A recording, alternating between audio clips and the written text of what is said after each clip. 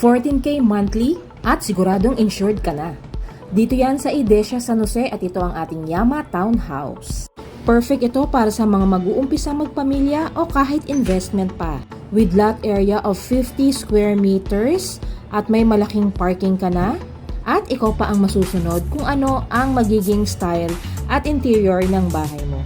42 square meters na rin ang floor area nito at may isang toilet and bath dito sa ground floor.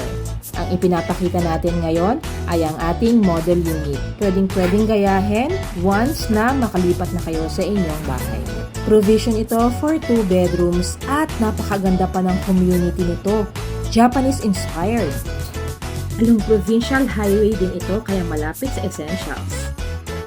Dito sa Idesia San Jose, complete amenities at meron pa tayong amphitheater. Kaya tara na, mag-tripping na dito sa Idesia San Jose. See you!